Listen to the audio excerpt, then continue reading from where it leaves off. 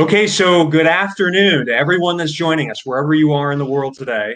Well, it's at least it's afternoon here on the East Coast, but wherever you're joining us, welcome again to another edition of the Money Mission Live. And today I've got a special guest who's joining us from Hawaii. Now I don't have him on video, but he is going to be joining us through audio. So his name is Spencer Reese. I'm a big fan of Spencer. He is an active duty Air Force officer who has helped a large number of young military obtain financial independence or get on that track of achieving financial independence. He himself is on the path and has built amazing, wealth for himself over a relatively short period of time.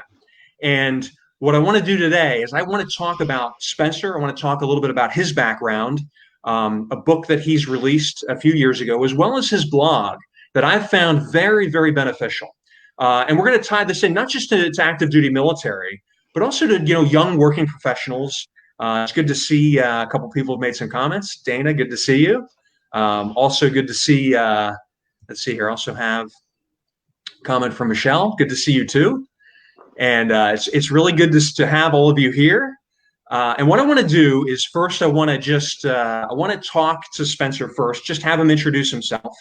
And as always, if anyone has any questions, please feel free to post them in Facebook and let us know what your thoughts are, and we'll be able to address them. So, Spencer, welcome to the Money Mission Live. Great to have you here. Thanks, Patrick. I'm really excited to be here and to talk to your audience about both financial independence in the military, but also how the same rules apply whether you're a civilian or in the military, and share what I've learned over my the last 10 years that I've served in the Air Force. That's awesome. That's awesome. Well, what I want to do first is start out, and can you tell us maybe just a little bit about yourself first? Your background, what inspired you to join the Air Force? Just a little bit about you. Yeah, sure. So I grew up in New England. Never really left the same town for 18 years. Went off to college in Boston and joined the ROTC program there, Air Force ROTC. Never had any family in the military, but watched enough GI Joe, I guess, when I was young that it inspired me to join up and serve. So after ROTC, commissioned in 2010 into the Air Force, and been serving ever since. Just made 04 major the other day. And now it's been a great 10 years of service. Been stationed all over the world. Got to do 2 years overseas on my last assignment, and it was technically a hardship tour. So they gave me Hawaii as compensation.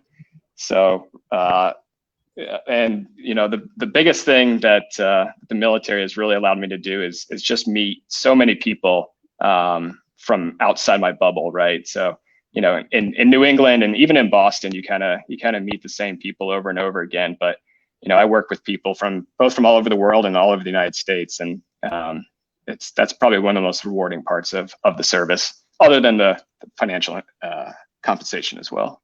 Yeah, absolutely. Well, let me ask you, what was it that, you got into the Air Force, and was there a point that you reached where you said, hey, I would like to help young military and even young working professionals, achieve this idea of financial independence? Was there something in particular that really pulled you in that direction?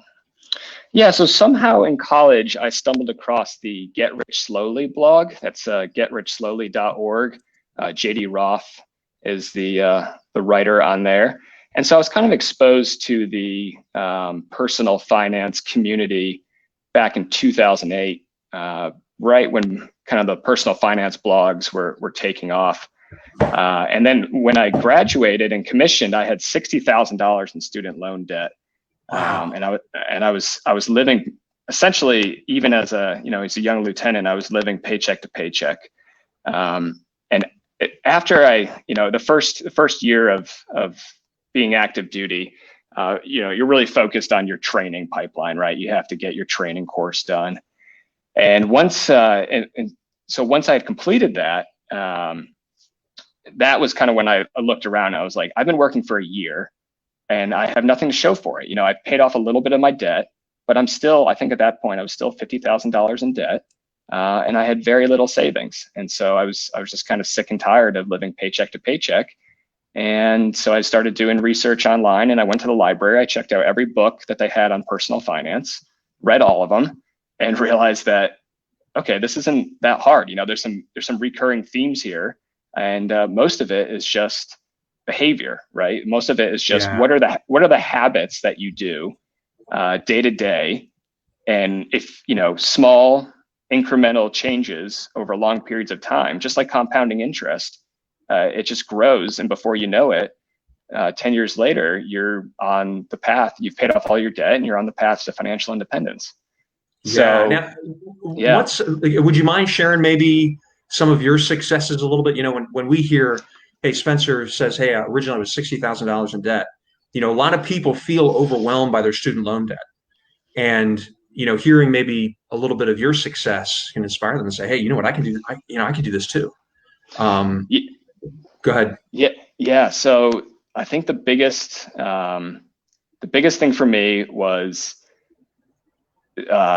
choose. There's really two approaches when it comes to paying off your debt. You have the Dave Ramsey method of the debt snowball, Mm-hmm. where you pay off your lowest interest, or your lowest amount first, and Mm-hmm. then you keep the payment the same, and you move on to the next one. And then there's also the debt avalanche, where you just focus on the highest interest rate. That's the mathematically precise one.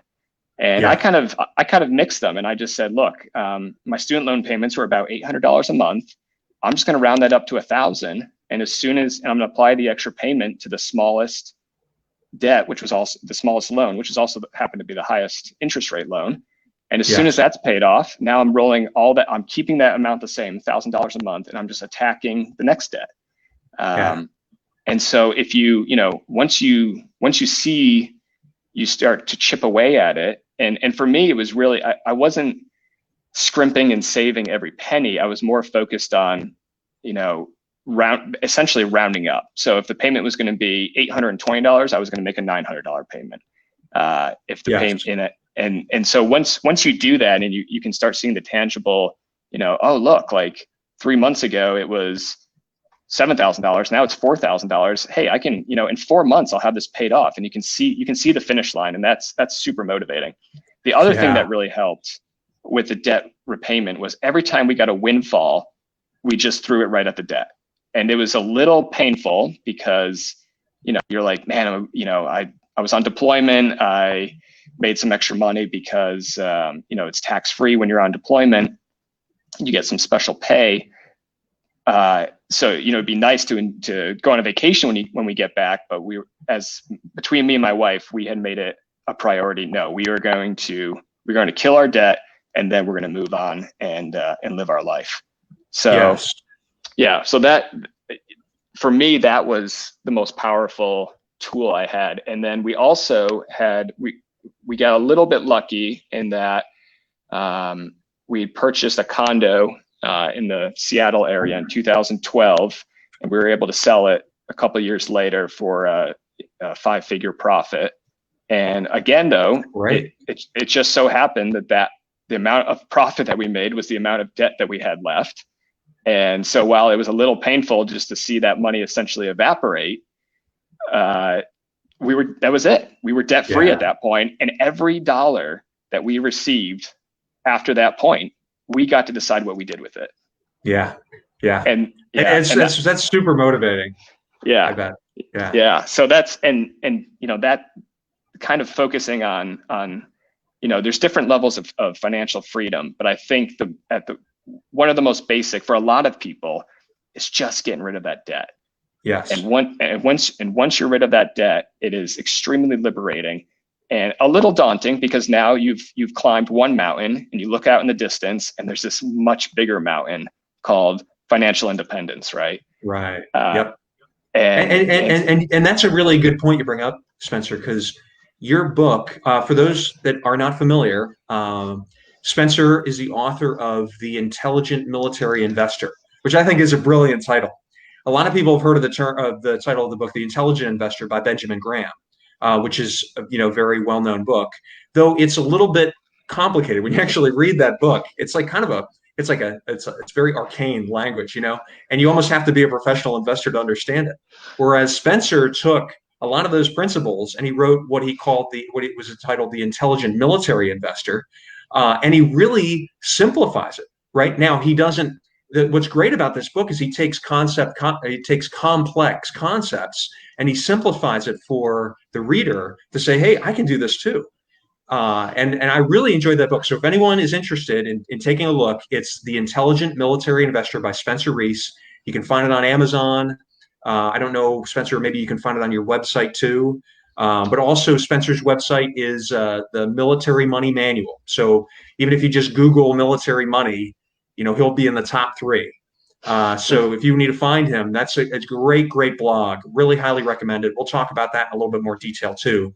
But I just want to make sure everyone knows that's The Intelligent Military Investor is his book, and then the Military Money Manual is his blog. Highly recommend both of them. But I wanted to touch on that a little bit because in there, you're talking about financial independence and achieving that. And what would you say, you have those 7 principles. In those, what would you say are probably the more important ones? If you had to leave the audience with something, either military or non-military, I'll leave that up to you.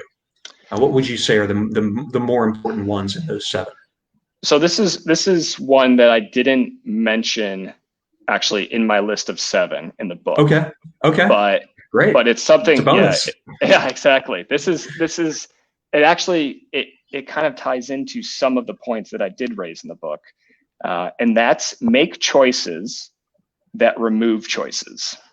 And what I mean by that is, at the beginning of the year, set your TSP, or for the civilians, your 401k contributions to 10%, 15%, 20%, whatever your goal is, and then don't look at it, don't touch it. So now you've made the choice once, and that it's just, people are naturally lazy. They don't want to. Right. If you have to make the if you have to go to a website, log in and say, okay, deposit $600 from my checking account to my Roth IRA. Every time you do that, that takes away from essentially your willpower battery, right? There's a concept in psychology called decision fatigue, where essentially, right, we have to make thousands of decisions every day. And that's why in the grocery store, when you get to the checkout aisle, right, their highest margin, their highest profitable items are right there. And they know that you've already made 100 decisions walking around the grocery store, and you are fatigued, you're tired.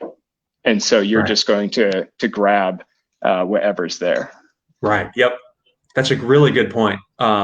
If you can just set it, like the whole set it and forget it. If you just set it, and I would even add, this is something that I did with my Marines when I was in the service, is I would tell them, when you get a pay raise, just contribute that pay raise exclusively to your TSP, or a civilian, non-military, to your 401k. And that, that way your savings grows, and have yourself continue to live with that same amount of pay. What are your thoughts on that, Spencer? Do you like that? Yeah. Yeah. It seemed to work pretty well for me. I mean, at least for the Marines who recommended it. The ones who decided to use it, that advice. But sorry, one second. I've just got to answer something here. Sure, no problem. So yeah, one of the things that I really have appreciated about what Spencer provides is he just provides a very unique perspective on not just young military, but also just young working professionals, and how they can take the resources that they have and use them really to get out of debt, to start building that financial independence nest egg to get to where they need to be. By the way, I noticed a few more comments on here. Michael, good to have you with us. I saw your comment there. I also mentioned Dana. Good to see you too.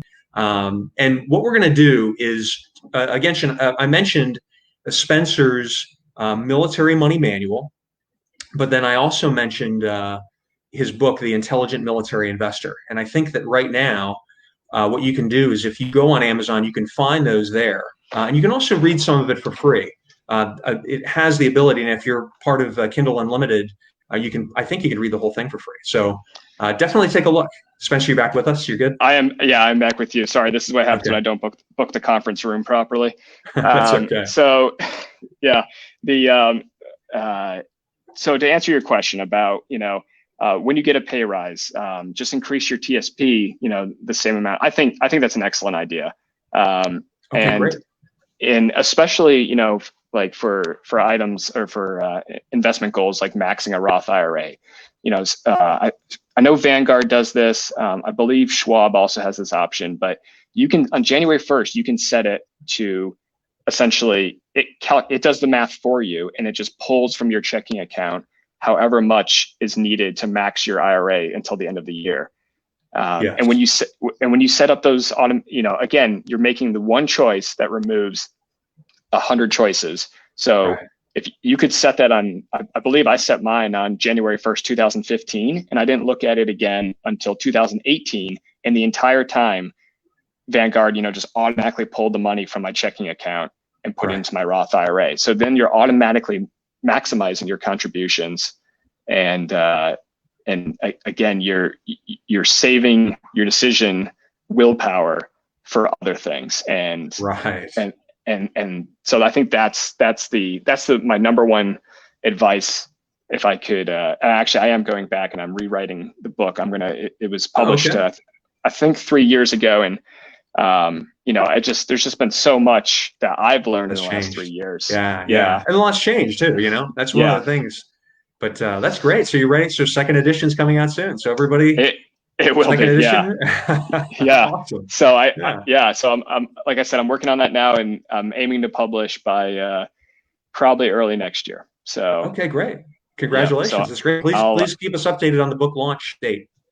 I will. Thank you. Yeah, for sure. And then something was going to allude to here. I like your discussion about decision fatigue because I think a lot of people think, when they're starting getting good at personal finance, hey, I got to save as much money as possible. I need to, I just save, save, save. And that's good. It's good to get into that habit. But at the same time, I think it's important to realize that, personal finance is also about your quality of life. Yes. You're saving so that you can in the future live the life that you want. But you also want to reward yourself now, and you want to enjoy life now too. You don't want to Yeah. make it too hard on yourself, right? And one of the things that I like about your blog and just the work that you do, Spencer, and we've talked about this before, is you talk a lot about travel hacks. A lot of Yes. people love to travel, and great deals that are available, particularly for active duty military when it comes to getting good deals with credit cards. Um, Yeah.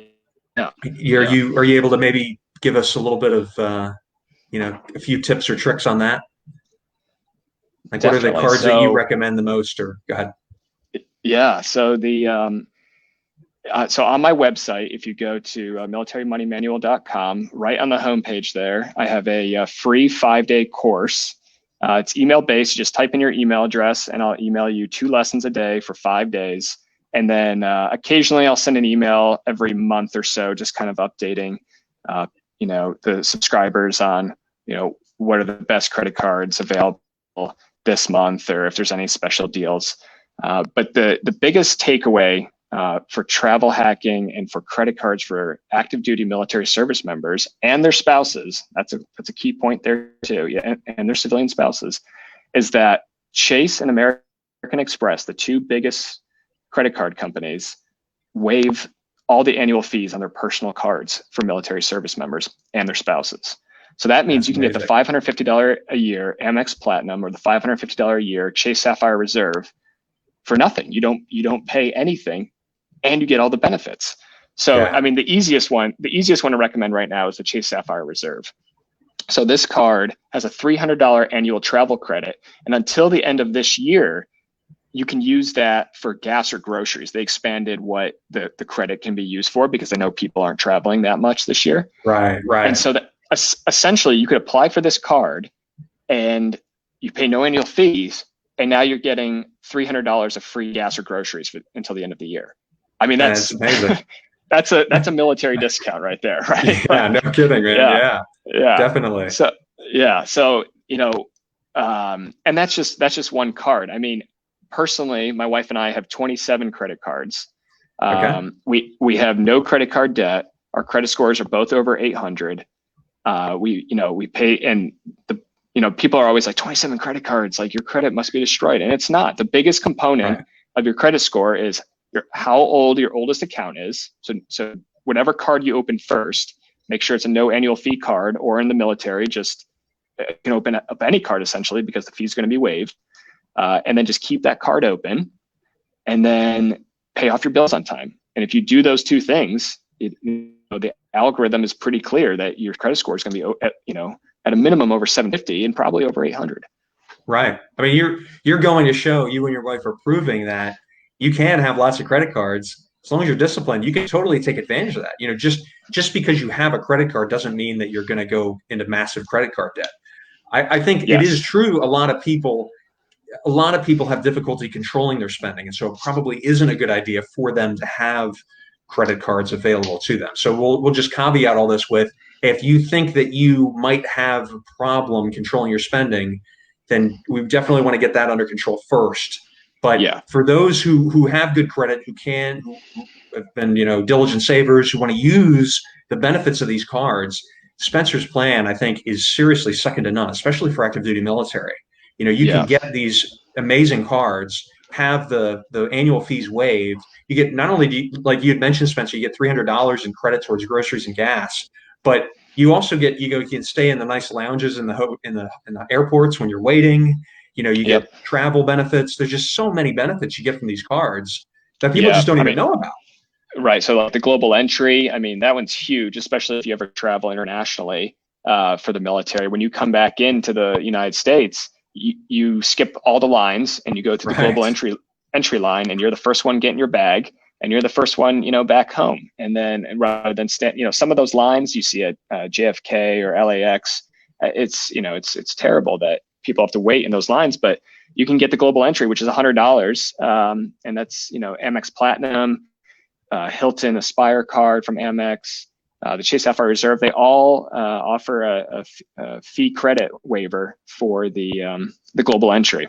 And then, like you mentioned, between Marriott and Hilton, my wife and I get, let's see, it's either 6 or 7 free nights every year at Hilton Amazing. and Marriott's. And and depending on where you're staying, it could be a 200, 300, maybe even a $500 a night hotel. That's $3,000 of travel. I mean, you could essentially, between free airfare, free hotels, and then a dining credit, you can essentially have a week away just about anywhere in the world and pay very little for it. And what that Man. allows you to do is live that lifestyle, and then all the money that you saved, you can just throw it into your Roth IRA, right? So really, it's Exactly. So really, it's a back to one of the points that you made earlier there, Patrick, was living today while also saving for tomorrow. There was a line on Reddit I read once that said, "Build the life you want and then save for it." And I think Yeah. that one always, especially for me, I'm a naturally frugal person. I'm a natural saver. I will, if there's something I want, I will, first of all, research it to hell, and then I just won't buy it. I've been Right. looking at it, and it will get to the point where I finally realize, like, no, like just go buy that thing. Your life will be measurably improved.